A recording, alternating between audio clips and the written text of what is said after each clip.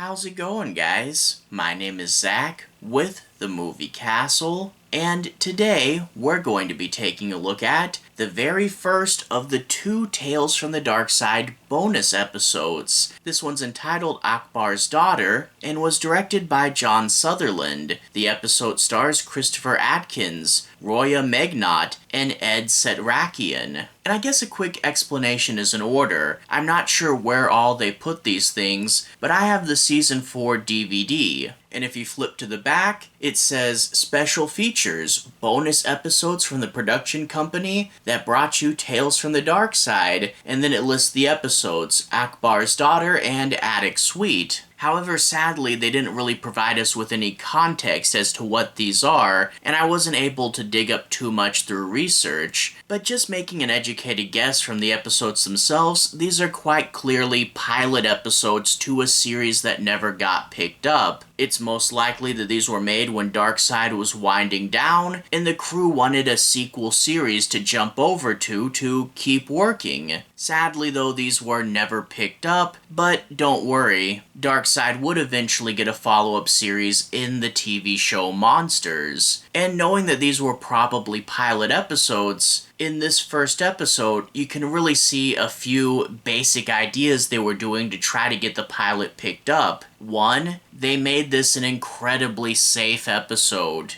And to be fair, the opening to Season 4 is also a very standard episode, and in fact the first episode of Monsters is also very standard and safe, so there was someone up top who says, hey, for the first episode of this show, do very standard tropey anthology horror so the audience knows what they're getting themselves into. A jerk that's just begging to get his comeuppance, and a beautiful woman that's quite obviously a trap. I mean, tropey anthology horror, it is what it is, but this one really didn't surprise me and really didn't do too much new. The other thing they did to get people interested in their pilot is play into sexuality. Hey, maybe more people will want to watch our show if we have a very beautiful woman and do a little bit more than you think you would be able to get away with on broadcast TV. Yeah, it's a clear gimmick, and it's another case of it is what it is. But the fact that it's a very safe and standard episode and they weren't able to really push things far enough or do anything new and different, I kind of see why that didn't get picked up. The first episode of Monsters was safe but featured a very memorable creature, and the concept that every episode would have a monster was much more unique. So interesting to see a failed experiment. I'm glad they put it on the DVD so it wasn't lost media. It's an okay episode, but again, I totally get why this wasn't picked up. But in order to analyze it further, what's the episode about? I'm not going to be doing any major spoilers, I'll be avoiding the end, but I do want to break down and analyze a few things and say my piece on a few plot points. So let's go ahead and dive in a little bit deeper. We open up with a wealthy businessman, and he has an Arabic client. The client wants to entrust $250 million to him in order to start up some new business. But of course, in order to do that, he has to trust the guy, hence the interview now, but he's also going to arrange for him to come over to his house in his home country in order to talk about things a little bit further. The meeting's cut short when the client's daughter walks in, and the businessman is quite openly infatuated with her. When the client leaves, he has a bit of a conversation with his secretary, and even though in the initial interview,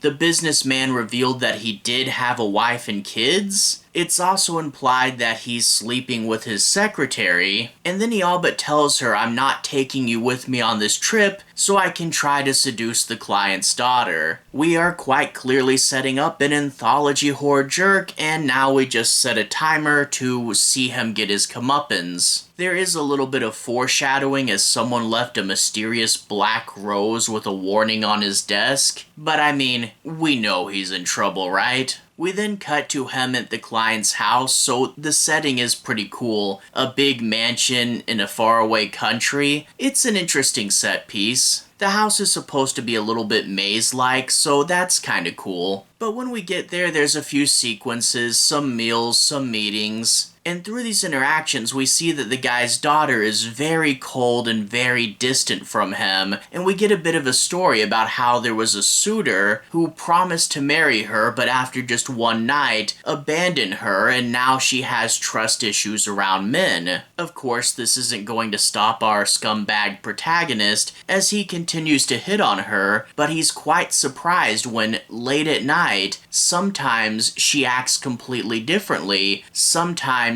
she acts way more into it. But of course, during the episode, we'll get a few dialogue pieces that drop a few hints. Games are better when not everybody knows what their role is, and sometimes in a hunt, the hunter becomes the hunted. Okay, nice clues, but again, I know I'm watching anthology horror, I know what's going to happen, and that's the thing, is so much of the episode is teasing that there is going to be a twist, but we know there's going to be some sort of twist. But what we don't get is the specific lore that's tied to the twist. When you find out, it's not really a super big revelation. It's an interesting enough idea, but I wasn't piecing together clues to this outcome. And even though I didn't guess exactly what the reveal would be, it's more or less the same tone that I knew would be from the start. So yeah, it's not a very surprising episode in that regard. But yeah, most of this episode is wandering around the big mansion, getting some clues as to what the game is, and then some scenes late at night which have the lights turned down really low and very, very careful made-for-TV framing.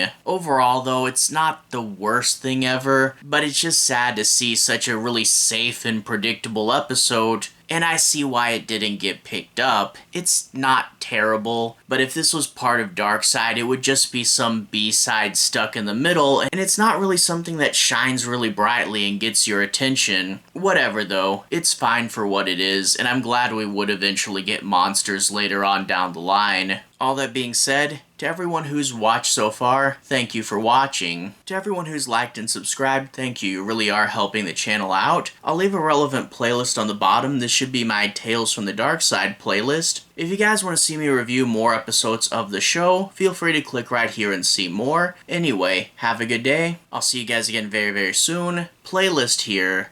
Have a good day now.